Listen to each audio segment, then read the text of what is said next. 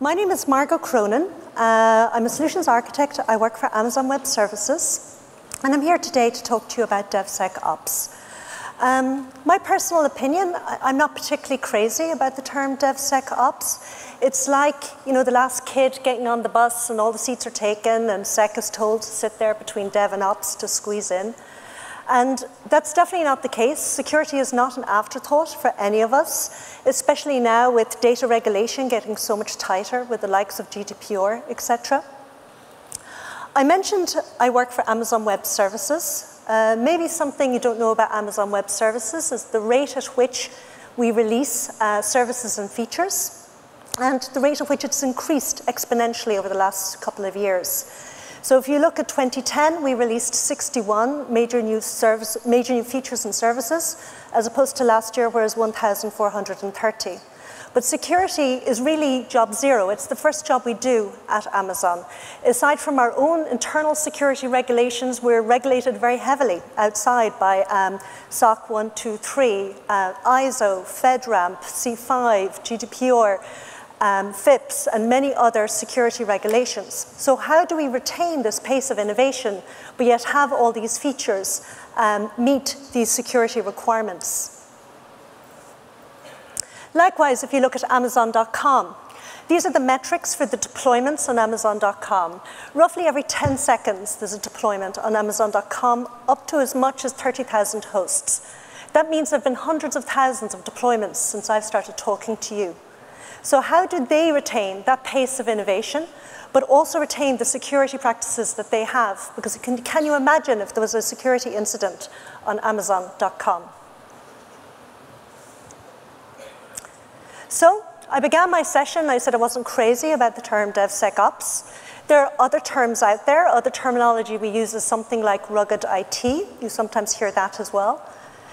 At Amazon Web Services, what we look to do is to take our core security practices, automate them, integrate them into our software delivery lifecycle and our release practices, our release processes.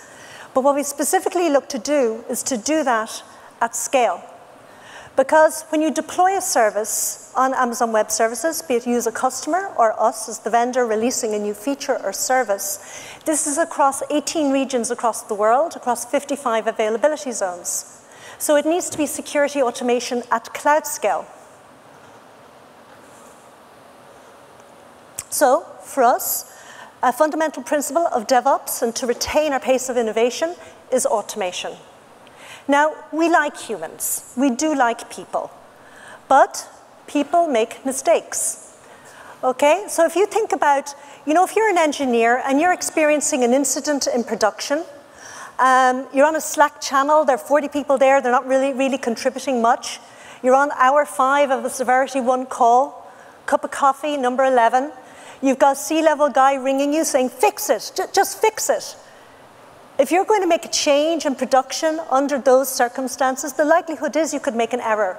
Or the likelihood is you could put a workaround in place and you forget to roll it back, or you forget to document it, or you leave it and the next time there's an update, the next time there's a release, this incident is back again.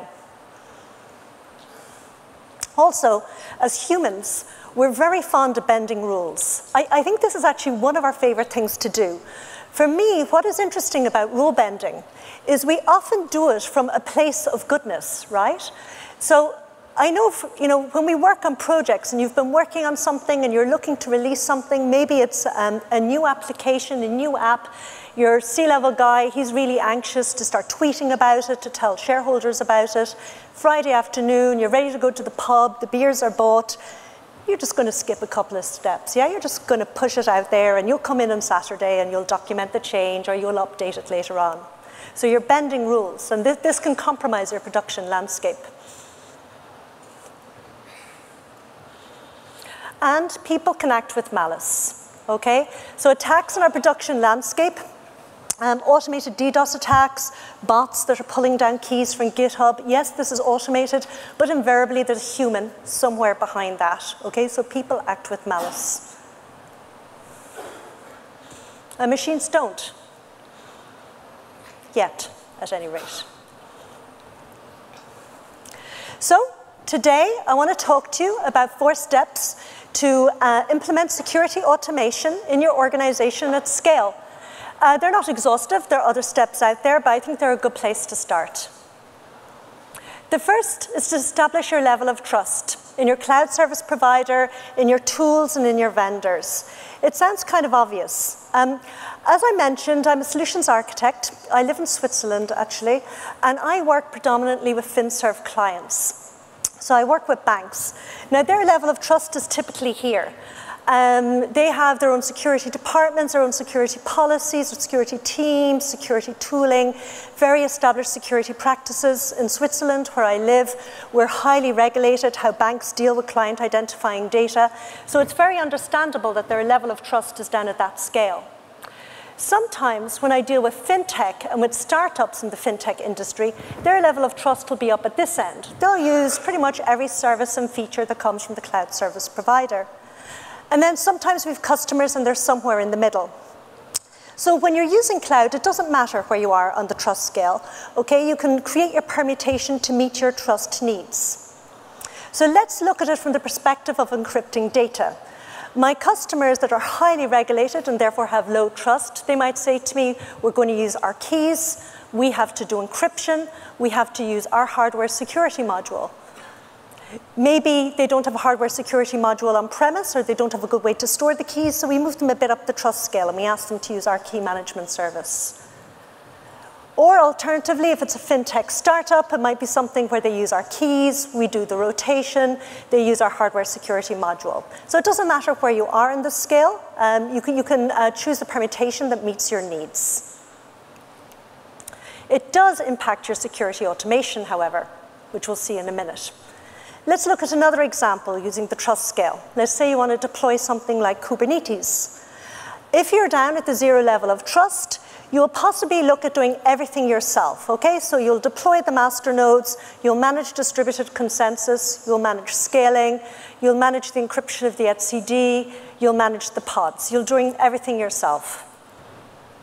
If you're at a higher level trust scale, you would possibly use a managed service like Elastic Kubernetes service. Here, Amazon exposes an API to you. We manage the master nodes. We manage the scaling.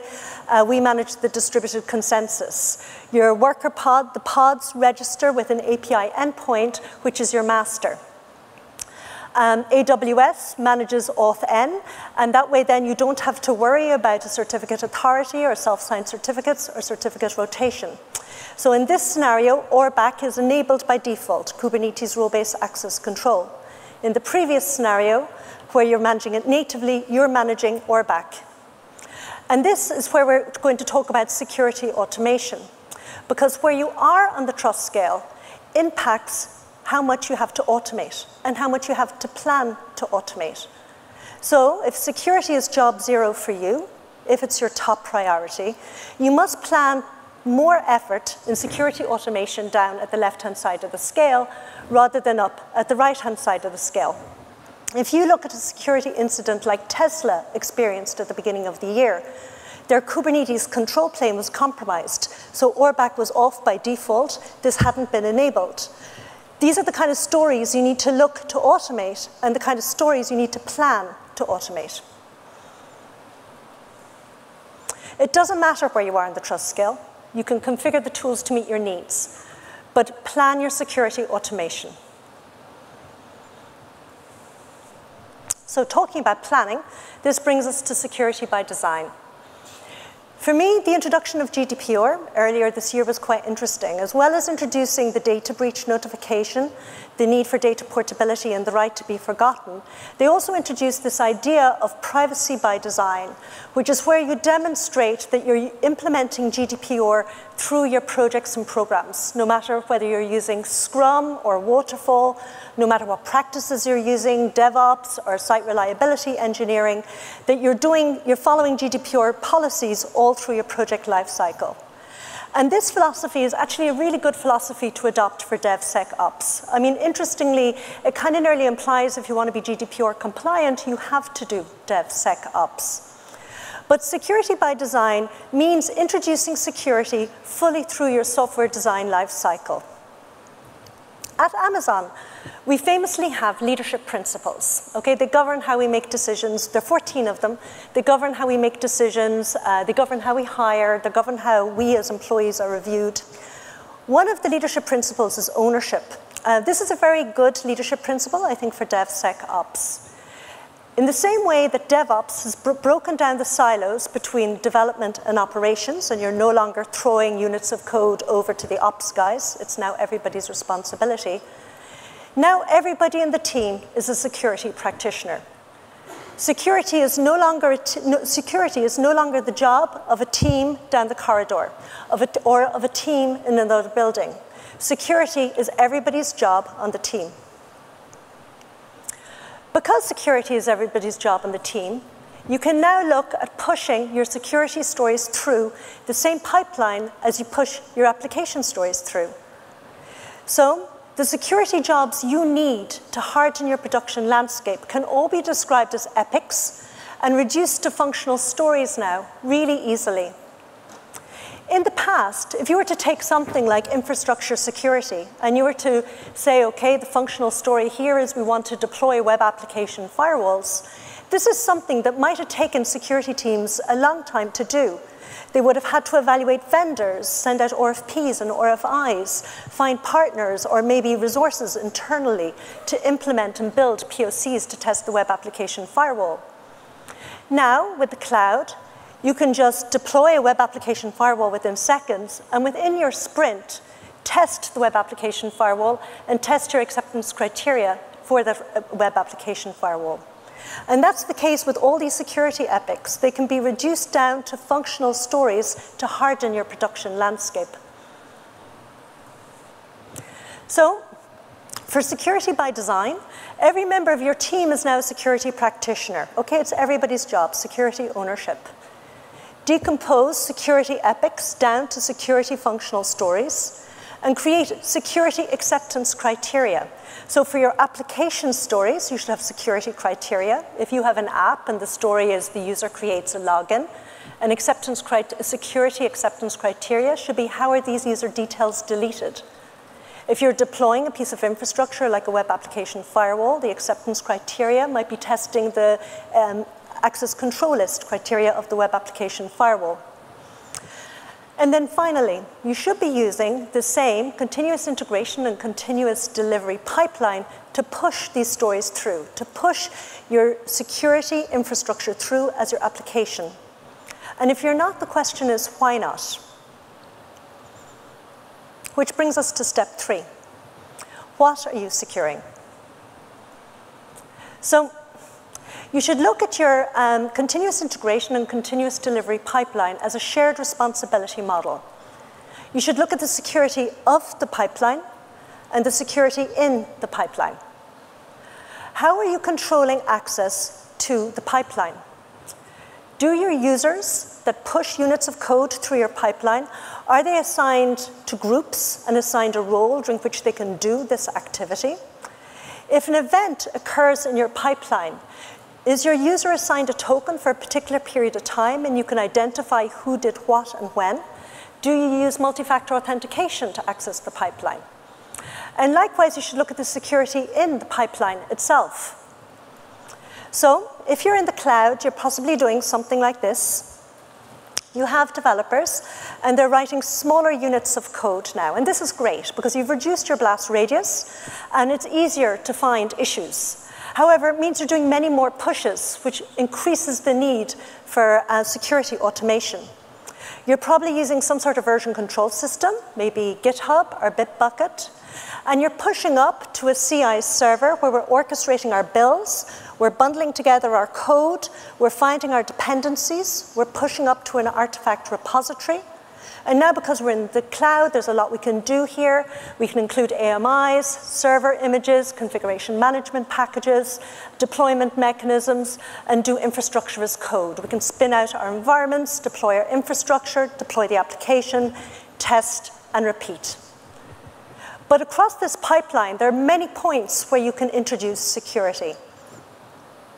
At the developer workstation itself, under the people make mistakes category, something that can sometimes happen is a well-meaning developer can include AWS access keys and secret keys in the code that's being checked into this public repository.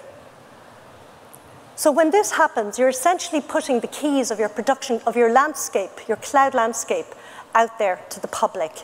And unfortunately, there are bots out there that scan public repositories and pull these keys down within seconds. I have had a customer test this, and it took 2 seconds for it to be pulled down. When this happens, they start spinning up infrastructure and essentially start Bitcoin mining on your production landscape. So this is really an oh my God incident, right? This is something you just don't want happening. So wouldn't it be great if you could just prevent it from happening? And the answer is you can. There are many ways to prevent it from happening. If you're using something like GitHub, there's a great set of expressions out there called Git secrets. It's a pre-commit hook, and it actually prevents the code from being checked in the first place. And that's what you need to do here. At your CI server, at your build, you have the opportunity to do some coding best practices, do some static code analysis, do some linting. At your artifact repository, you can now audit and validate your packages, sign and validate your packages, and all through the pipeline you should be logging, right? Your developers need logs, but even more importantly, your security practitioners, right? Everybody in the team is a security practitioner. They need that kind of visibility, so you should be logging. And I mentioned infrastructure as code. Now in the cloud, you can describe your entire environments as code, and you can describe your infrastructure the same way you describe your application. And you can check it into GitHub and Bitbucket and co-commit the same way you do your application. So you can write, version, store, and deploy your infrastructure. It means you can move away from the classic dev, sit, UAT, and prod, and you can create verticals across those horizontals, dependent on what you're trying to do. So a vertical for security, where you deploy all your security infrastructure, for example, if you're using things like secure token services, identity access management. A vertical maybe for networking, a vertical for logging and monitoring, and a vertical for your applications. It greatly reduces your blast radius of your environment. So if you believe you've had a security incident and you need to tear down that bit of the environment, it is much easier to do and easier to achieve. Which brings us to automating responses. So we've all heard of long love, except for the contestants of Love Island. When it comes to DevSecOps, I want you to think of log love. Or more specifically, you need to think of event log love. But event log love does not sound as snazzy as log love. So we're going to stick with log love, but you know what I mean. And so now with DevSecOps, logging services and monitoring, these are the guardians of your galaxy, right? And you need to ask yourself certain questions. When are you collecting log files? Is it just when your application is in production? Because you could be doing so much more. You should be collecting log files, for example, during your pipeline as well. Why are you collecting log files? Is it just for auditors and regulators? Because you can do so much more to enable DevSecOps. Where are you collecting log files? Okay, this is an impact on your cost management. There are many cost-effective ways to gather log files. But most importantly, for security automation, what are you doing based on your log files?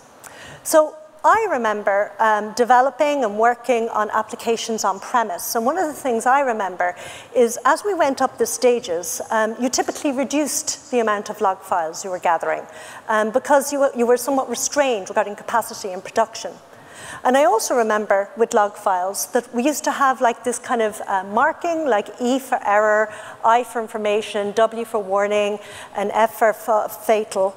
But now this is no longer the case. Now every bit of our log files is informative, and we can act on the information in the log file.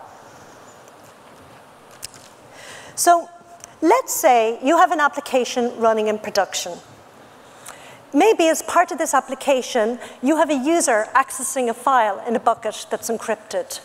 When this event happens, your application logs in Amazon to a service called Amazon CloudWatch. So this Amazon CloudWatch captures application level logging. But at the same time, another service called AWS CloudTrail captures all the activity of your account. So everything related to your account under the hood. Very important for you and for regulators and auditors. All of this information can be stored for the regulators and auditors, but even more importantly, all of this logging from both CloudTrail and CloudWatch, you can trigger an automatic event based on the information in the log files.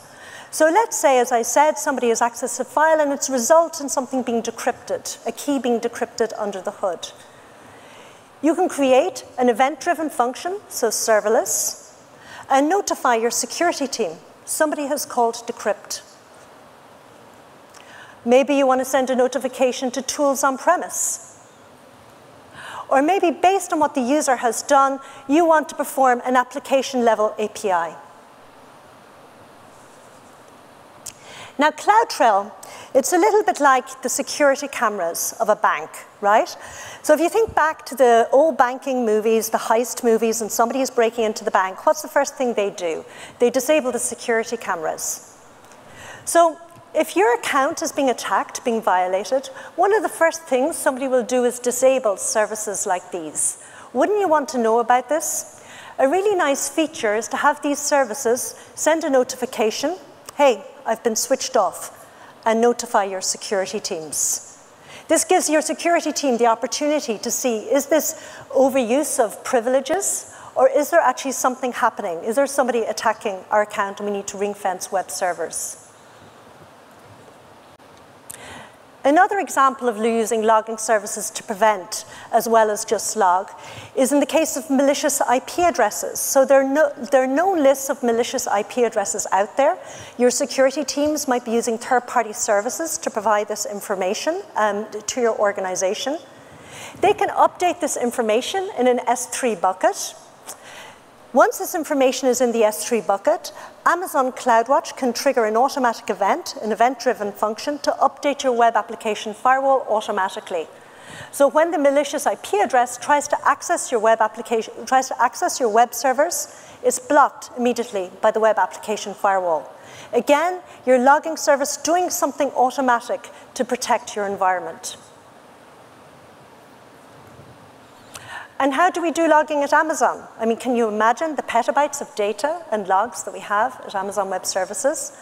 So we gather all of these logs, all of our logs, raw logs, permissions, VPC logs, application logs, CloudTrail logs, CloudWatch logs, and we stream them to dedicated accounts. These are all sent to S3 buckets, including all of our CloudTrail logs. And many people might stop here, or they might use something like Elasticsearch or Kibana. What we do is we parse this on a managed Hadoop platform called Elastic MapReduce. They're then uploaded to a data warehouse on which we run analytical tools and machine learning tools. Likewise, as I mentioned at the beginning, we're heavily regulated. So everything is stored in Glacier for regulators and auditors, and everything is encrypted end to end. So this is how we do logging for our security automation. What are we looking for? We're looking for unused permissions. We're big in Amazon Web Services about least privilege, so we always remove privileges if people shouldn't have those privileges. We're looking for overuse of privileged accounts, people doing things like switching off CloudTrail. We're looking for the usage of keys. Who is decrypting what? How long is that data decrypted for? We're looking for anomalous logins, people logging on for 0.0001 of a second. And then we're looking for the obvious stuff, right? The policy violations, the systems abuse, the attacks. But we collect the data once, we parse the data, and then we have many use cases for it. So through my session, I have spoken about 4 steps to help you enable security automation at scale. First, establish your trust. Okay? It helps in your planning about understanding what parts of your cloud service provider you can use. But more importantly, it helps you plan your security automation effort because it is higher if you're down at the 0 point. The second one, security by design, which, if you want to be GDPR compliant, I think is actually mandatory now to do DevSecOps. The third, to take a shared responsibility model approach to your CI/CD pipeline, the security of the pipeline and the security in the pipeline. And then finally, your logging services, your monitoring services, your log files, they're the guardians of your galaxy. But the key takeaway from my session today is that if security is the top priority for you, then your security shouldn't be relying on caffeine. If you want to ensure security in your DevSecOps practice, automate security at scale in your organization. Thank you.